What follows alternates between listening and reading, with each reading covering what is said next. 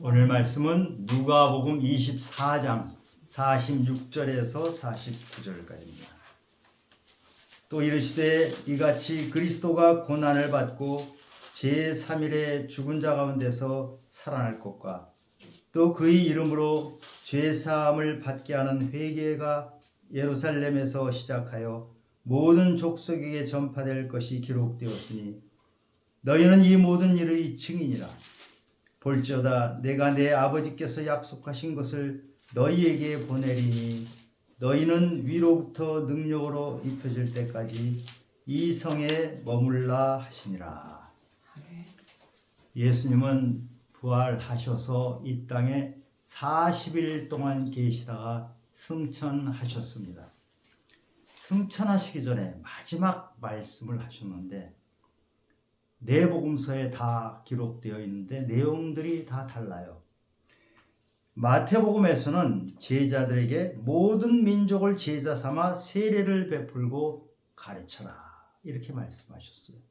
마가복음에서는 제자들에게 복음을 전파하라 이러셨죠. 요한복음에서는 마지막으로 베드로를 회복시켜 주시고 나서 베드로에게 나를 따르라 이렇게 말씀하셨어요. 오늘 본문 누가복음은 예수님이 승천하기 직전에 마지막 하신 말씀입니다. 예수님께서 제자들에게 48절에 보니까 너희는 이 모든 일의 증인이라 라고 하셨어요. 저는 이 구절을 읽을 때마다 나도 그냥 증인이겠거니 하고 막연히 생각을 하고 있었어요. 그런데 문득 생각해 보니까 과연 내가 증인인가? 증인이 맞는가? 하는 생각이 들었어요. 증인이란 어떤 사람입니까? 어떤 일이 일어나는 것을 현장에서 보고 경험한 사람입니다.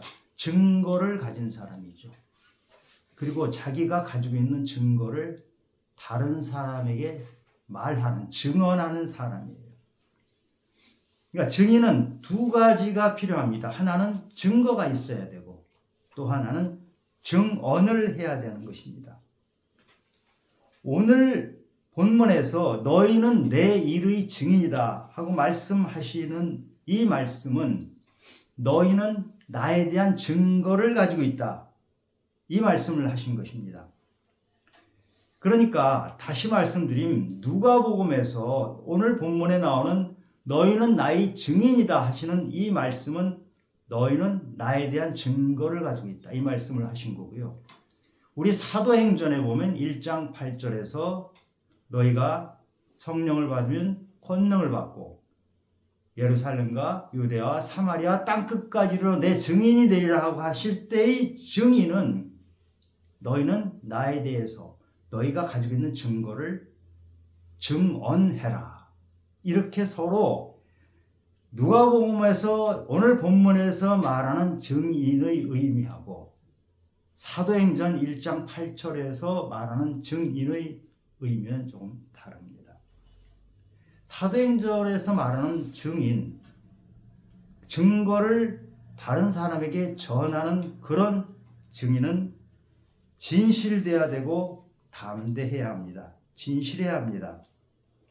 만약에 자기 안에 증거가 없는데 증거가 없는 사람이 증언을 한다 하면 이것은 가짜 증거가 됩니다. 그래서 10계명의 9번째 계명, 이웃에게 거짓 증거하지 말라. 네가 알지도 못하면서 네가 보지도 못하면서 거짓으로 하지 말라 그랬고요. 실제 우리 법정에서 위증죄를 행하면 거짓 증거를 하면 징역 5년 이하의 벌에 처해질 정도로 무서운 벌을 받게 됩니다. 이 증언을 분명하고 증언을 진실되게 하고 담대하라. 담대해야 되는 이유는 증언은 굉장히 위험할 수가 있습니다. 증언을 하면 때로는 목숨이 위협받을 수 있죠. 우리 제자들은 나중에 증언하다가 순교를 당했잖아요. 그래서 담대해야 돼요. 이 증언을 하는 부분은 사도행전에서 다루기 때문에 다음번에 제가 다루기로 하겠고 오늘은 증거가 있느냐. 지금 제자들에게 말씀하셨는데 너희는 나의 증인이다. 너희는 나에 대한 증거를 가지고 있다. 이렇게 말씀하셨는데 이 부분에 대해서 말씀을 나누고자 합니다. 너희는 이 모든 일의 증인이다. 이렇게 말씀하셨는데 이 모든 일이 무엇인가요? 무엇에 대해서 증거가 있다는 것인가요?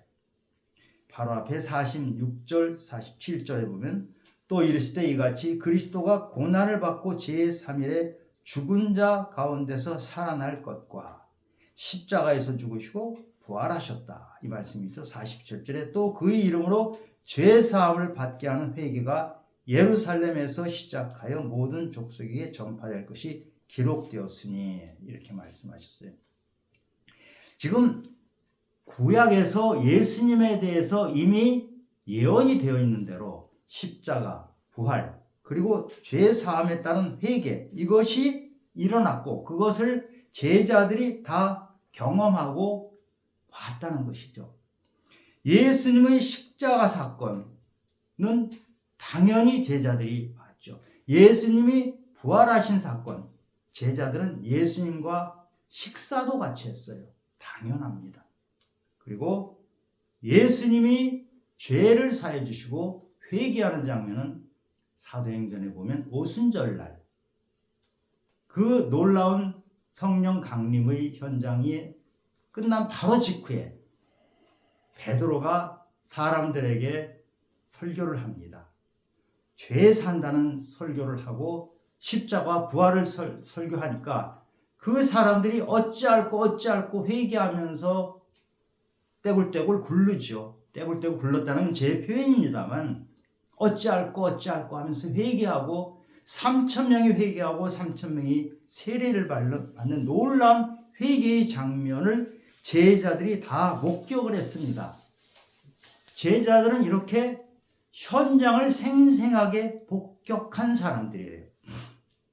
두 눈으로 똑똑히 본 사람들이에요. 그런데 그때부터 지금 2000년이 지났습니다. 지금 우리들은 저를 포함해서 예수님 십자가를 봤습니까? 십자가에서 고난당하신 거 봤어요? 못 봤잖아요. 예수님 부활하신 장면 봤나요? 못 봤잖아요. 그래서 만약에 우리가 다른 사람이 우리에게 당신 예수님 가르침에 대해서 알아? 그러면 네. 우리는 예수님 가르침을 가지고 그것을 배워서 그대로 살려고 합니다. 이렇게 말할 수가 있어요. 그런데 당신 예수의 증인이야? 그러면 좀 망설여지기 마련이에요. 내가 현장에 없었거든요. 2000년 전의 일이거든요. 그러면 오늘 누가복음에서 너희는 이 모든 일의 증인이다. 이 말씀은 너희는 제자들은 당연히 포함합니다. 제자들이 바로 현장에 있었던 증인인 것은 분명하죠. 그러면 우리들도 해당이 되는가요? 만약에 이 성경 구절이 너희는 이 모든 일의 증인이다. 제자들에게만 해당된다고 하면 성경을 기록할 필요조차 없을 것입니다. 어떤 사람들은 성경을 보면서 이렇게 말하는 사람들이 있어요. 이건 유대인들에게 얘기했으니까 유대인에게만 해당되는 거야. 이건 제자들에게만 해당되는 거야. 이렇게 말하는 사람이 있어요. 또 어떤 사람은 성경의 구약은 유대인들 상대로 한 거고 우리는 상관이 없어. 그래서 우리는 구약은 아예 안 봐. 신약만 봐. 이런 사람도 있어요. 다 틀린 거예요. 성경은요. 우리에게 지금 예수님이 계시던 그때부터 2000년이 지났지만 우리에게 하시는 말씀이에요. 성경에는 1차 독자가 있고 2차 독자가 있습니다. 성경을 썼던 바로 그때 읽었던 사람이 1차 독자죠. 그 1차 독자고 지금 우리가 시간이 한참 지나서 성경을 읽는 2차 독자가 우리입니다. 성경의 말씀은 제자들만이 아니라 1차 독자만이 아니라 시간을 2000년 건너뛴 우리 2차 독자에게도 똑같이 적용되는 말씀입니다. 다만 문화와 관습이 2000년 전하고는 다르기 때문에 그것을 잘 적용을 해야 되겠지만 예수님이 하시고자 하는 말씀이 우리에게 그대로 적용된다는 것입니다. 그런데 우리는 방금 말씀드린 것처럼 예수님이 당하신 십자가의 사건이나 부활의 사건을 직접 본 적이 없는데 어떻게 증인이 될 수가 있냐는 것이 제 의문이고, 우리는 다 의문을 가질 필요가 있다고 생각합니다. 과연 내 안에 십자가 부활의 증거가 있느냐? 사도 바울은 이것을 증거라고 하지 않고 예수의 흔적이라고 표현했어요. 내 몸에 예수의 흔적이 있노라. 우리가 물어야 될 것은 예수 십자가가 내 몸에 흔적을 남기고 있는가? 예수의 부활이 내 몸에 흔적을, 증거를 남기고 있는가? 그 질문을 해야 됩니다. 어떻게 하면 예수의 십자가가 나에게 증거가 될 수 있습니까? 예수님은 십자가로 가시기 직전에 채찍에 맞아서 온몸에 피가 낭자했어요. 그리고 십자가상에서는 머리에 가시관을 썼으니까 피가 철철 흘러서 눈이 떠지지 않을 정도의 비참한 상황이 됐죠. 그리고 손과 발에 다 못이 박혀서 거기서 죽음을 당하신 거예요. 그것이 우리에게 생생하게 보여야 돼요. 그리고 예수님은 십자가 위에서 7마디 말씀을 하셨어요. 가상 7원이라고 하죠. 아버지여 저들을 사하여 주옵소서. 진실로 진실로 오늘 네가 나와 함께 낙원에 있으리라. 여자여 보소서 아들이니이다. 엘리 엘리 라마 사박다니. 이 말씀을 바꿔서 얘기하면 나의 하나님 어찌하여 나를 버리시나이까. 그 다음에 내가 목마르다. 다 이루었다. 내 영혼을 아버지께 부탁하나이다. 이렇게 7마디 말씀을 하고 돌아가셨어요. 지난해에 제가 한 구절 한 구절 다 설교했던 것입니다. 이 예수님이 십자가에서 부르짖으신 이 부르짖음, 이 외침이 우리에게 생생히 들리고 우리 몸에 박혀 있어야 해요. 리 스트로빌이라는 사람이 있습니다. 무신론자였는데 미국의 유명한 기자였죠. 이 사람은 확실한 증거가 있지 않으면 기사를 쓰지 않았던 사람이에요.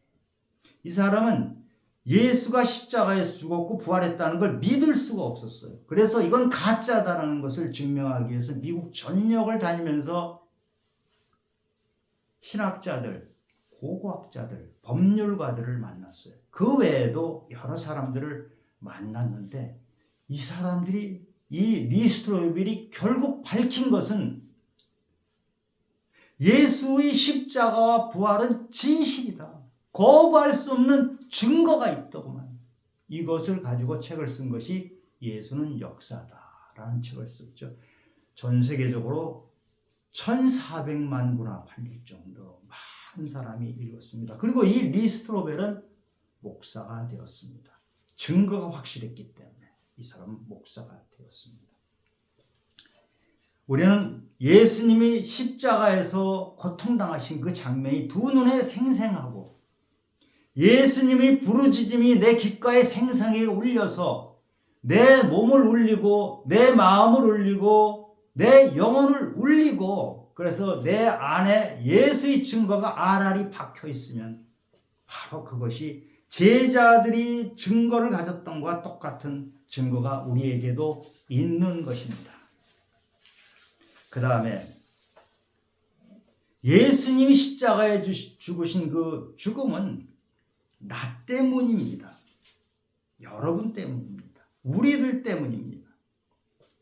그런데 십자가에서 고통당하신 것은 2000년 전의 사건인데 그게 어떻게 지금 나의 2000년 건너뛴 나의 죄를 해결하는가? 여러분, 이것이 쉽게 믿어지세요? 저는 교회 다니고 나서 예수님이 2000년 전에 십자가에서 죽으신 그 사건이 지금 내가 죄를 짓고 있는 이 죄를 해결했다는 이것을 인정하는 데까지 몇 년이 걸렸어요. 인정할 수가 없었어요. 그런데 어느 날 갑자기 번개가 치듯이 벼락이 저를 향해서 쏴대듯이 예수님이 쏴주셨어요. 그것이 바꿔 말하면 믿음이었어요. 어느 날 갑자기 그것이 믿어졌어요. 2000년 전의 사건이지만 2000년 전인 그 2000년이란 시간을 건너뛰어서 바로 지금 나의 죄의 문제를 해결해 주신다는 것이 그냥 믿어졌어요. 이것이 은혜입니다. 저는 제가 받은 은혜를 여러분도 똑같이 받기를 원합니다. 그래야 그 십자가가 내 안에서 증거가 되고 내 안에서 그 십자가가 예수의 흔적을 남기는 것입니다. 만약 예수님이 내 죄 때문에 죽었다 하면 나는 뭘 해야 될까요? 나는 회개해야 합니다. 그래서 무릎 꿇고 내 죄에 대한 인식을 분명히 하고 돌이켜야 합니다. 회개는 180도 돌이키는 것입니다. 나지에 항거하다가 목숨을 잃은 본 회퍼는 이렇게 말했습니다. 회개 없는 용서는 아무런 변화 없이 은혜만 받으려고 하는 값싼 은혜다. 회개 없는 믿음은 값싼 믿음입니다. 믿음은 우리를 구원으로 이끕니다. 믿어야 구원한다. 믿어야 구원에 이른다. 그 믿음에는 회개가 포함이 되어 있습니다. 그래서 믿음의 동전 뒷면에 써 있는 것이 회개입니다. 회개 없이 그냥 믿어 하는 그 믿음은 너무 우리 믿음, 우리 신앙을 값싼 것으로 만들어 버립니다. 예수님께서 회개하라 천국이 가까이 왔느니라 이 말씀을 제일 처음 하신 거잖아. 이 땅에 오시면서. 십자가와 부활, 죄사함 이것은 다 예수님이 전적으로 하신 거예요. 나는 거기에 아무런 것을 한 것이 없어요. 그러나 회개는 전적으로 내가 해야 되는 것이에요. 그래서 믿음은 예수님이 주권적으로 전적으로 강권적으로 하시는 것이지만 내가 해야 될 몫이 반드시 있어요. 그 내가 해야 될 회개의 몫을 안 하고 예수님이 다 주셨다 하니까 값싼 은혜가 되고 그리스도인들의 모습이 아름답지 않게 되는 것입니다. 그 다음에 죄가 없으신 예수님이 내 죄 때문에 희생양이 돼서 죽었다. 그러면 나는 예수님에게 빚진 자입니다. 로마서 8장 12절에서 빚진 자가 어떤 사람인지 말하고 있어요. 그러므로 형제들아 우리가 빚진 자로 돼 육신에 져서 육신으로 살 것이 아니니라. 예수님이 내 죄 때문에 죽어버렸어요. 죄가 하나도 없으신 분이. 그러면 나는 예수님한테 빚을 졌는데 어떻게 살아야 됩니까? 육신으로 살지 말아라. 육신은 사르크스, 본능적으로, 동물적으로 사는 거예요. 먹고 마시는 것만 가지고 사는 거예요. 그렇게 살지 말아라. 이제는 육신을 버리고 이제는 욕망을 따르던 옛사람이 아니고 하나님을 따르는 새 사람으로 바뀌는 것이다. 그것이 갈라디아서 2장 20절 말씀이잖아요. 한국의 교인들이 가장 좋아한다는 구절입니다. 이것이 이 말씀을 좋아하면서 따라가지 않으면 우리는 가짜 아닌가요?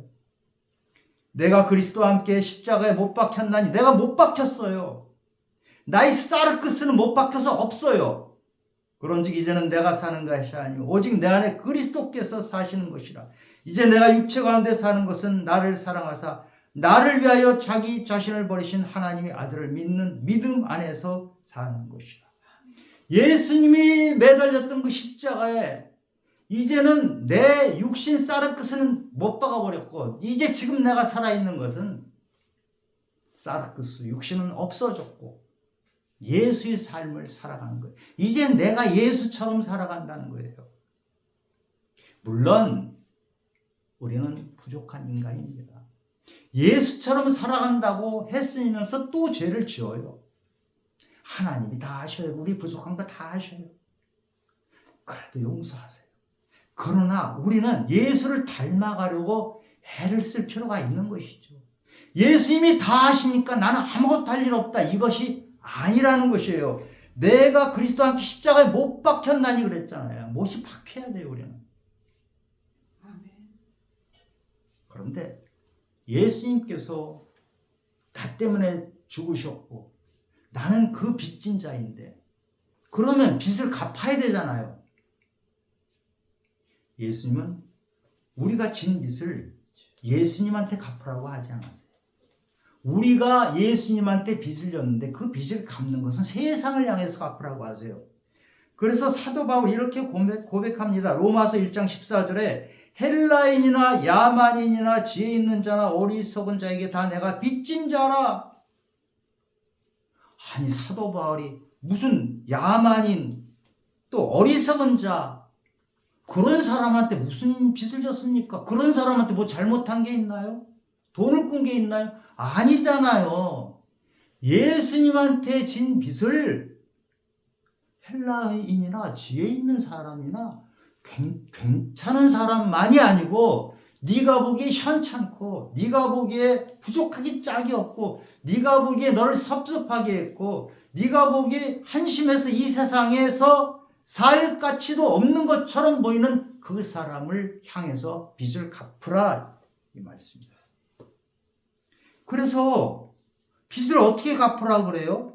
다음 절에 바로 나옵니다. 로마서 1장 15절에 보면 그러므로 나는 할 수 있는 대로 이게 바울의 말입니다. 난 할 수 있는 대로 로마에 있는 너희에게도 복음 전하기를 원하노라. 로마서를 쓸 당시에 바울은 로마에 가본 적이 없었어요. 로마인을 만난 적이 없죠. 로마에 가서 만나질 않았어요. 로마인한테 빚진 게 아무것도 없어요. 잘못한 게 없어요. 그런데 내가 너희들에게 복음을 전하겠다. 목숨을 걸고 하는 일이에요. 이것이 예수 믿는 우리 성도들, 저를 포함해서 우리는 예수님께 빚진 자로서 세상을 향해서 빚을 갚아야 하는 우리 자세입니다. 그러면 예수님에 대한 부활 증거는 우리가 어떻게 가질 수가 있나요? 분명히 예수님이 부활은 확실한 것이라고 성경이 기록하고 있어요. 고린도전서 15장에 보면 게바에게 보이시고 그의 12제자에게와 그 외 500여 형제에게 일시에 보이셨어요. 그 중에 지금까지 대다수는 살아있고 어떤 사람은 잠들었으며 이 고린도전서를 쓸 당시에 예수님 부활을 목격한 사람들이 많은데 그 사람들이 이 글을 쓸 당시에 살아있었다는 거예요. 그 후에 야고보에게 보이셨으며 그 후에 모든 사도에게와 맨 나중에 만삭되지 못하여 난 자 같은 내게도 보이셨네요. 사도 바울에게도 보이셨다는 거예요. 사도 바울은 예수님의 부활 그 시기에 없었어요. 부활을 하실 때. 예수님 부활하신 그 장면을 언제 봤냐면 그 후에 다메섹으로 가다가 예수 믿는 사람 끌고 그 공문 받아가지고 죽이려고 다메섹 가다가 부활하신 예수님을 만났어요. 이때가 예수님이 돌아가시고 한 3, 4년 후예요.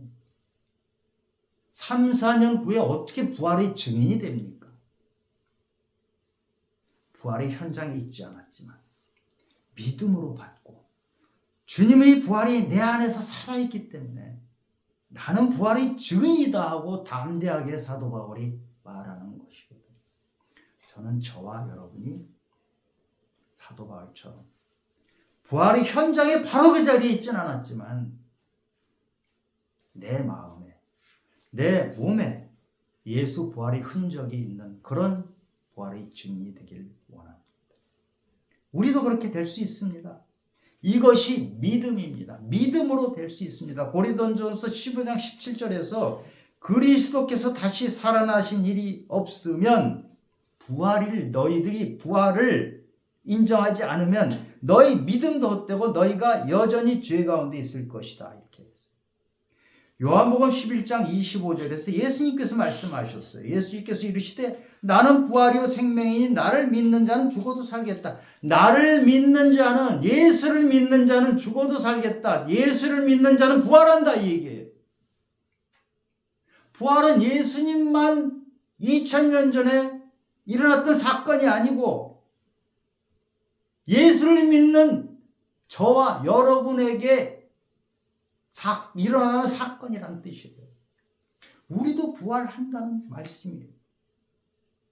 예수님이 육체로 부활하셔서 물고기도 드시고 식사도 하셨던 것처럼 우리도 육신이 다시 살아나는, 그런데 지금과 같은 몸이 아니고요. 늙고 병든 몸이 아니고 부활체의 몸으로, 아름다운 부활체의 몸으로 다시 살아난다. 이 믿음이 바로 부활의 증거입니다. 이 믿음이 2000년을 건너뛰어서 2000년 전에 예수님의 부활이 지금 우리에게도 생생히 살아있는 것이 됩니다. 이 부활의 믿음이 있으면 우리가 삶이 변화됩니다. 만약에 삶이 변화되지 않았다, 우리 안에 십자가와 부활의 증거가 없기 때문입니다. 삶이 변화되고 죽음까지도 이겨내는 것이 바로 부활의 믿음입니다. 그래서 증인이란 말이 헬라어로 마르티스인데, 증인이란 말이 헬라어 마르티스인데 이 말은 순교자란 말과 같은 말이에요. 증인은 순교를 각오한 사람이란 뜻입니다.